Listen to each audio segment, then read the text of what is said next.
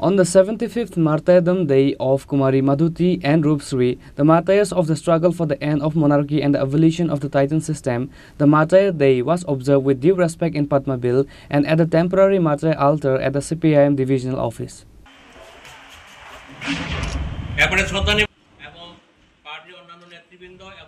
On this morning, a martyrs memorial ceremony was organized by offering floral tributes at Padmaville Kumari Madhuti Rupsri Memorial on the initiative of GMP.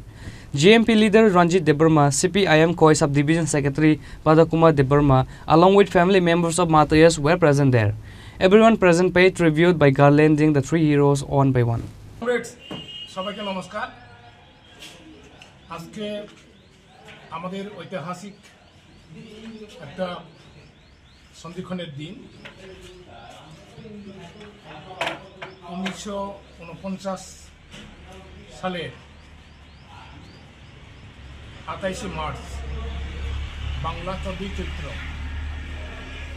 রাজন্য শাসনের অবসান এবং তিতুন প্রথার যে উচ্ছেদ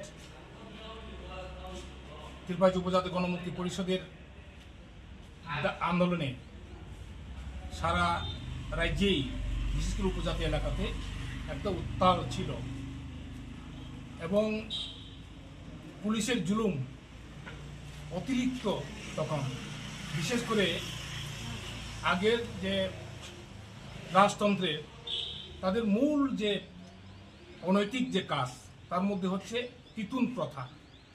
অনেকেই হয়তো এটা বুঝতে অসুবিধা হতেই পারে। তিতুন প্রথা এটা যে জিনিসটা তারা কালেকশন করে প্রজাদের কাছ থেকে প্রত্যেক বছরে একবার করে তারা কালেকশন করে এবং এটা তখন তো রাস্তা ছিলেন না, তাদের সময় রাস্তা ছিল না, যানবাহনের কোনো ব্যবস্থা ছিল না। তখন কি করে প্রজাদের যারা যুবক তাদেরকে দিয়ে এক জায়গা থেকে এক জায়গা সেই জিনিসটা সংগ্রহ করা জিনিস কালেকশন করা যে জিনিসটাকে প্রজাদের জুলুম করে তাদেরকে সেটা পোষানোর ব্যবস্থা করে।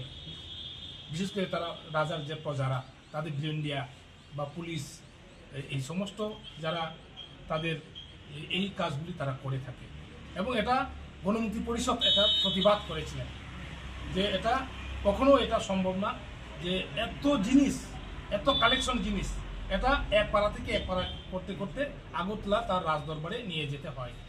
তার জন্যই এটা একটা প্রতিবাদ সারা রাজ্যেই এটা সংগঠিত হয়েছিল।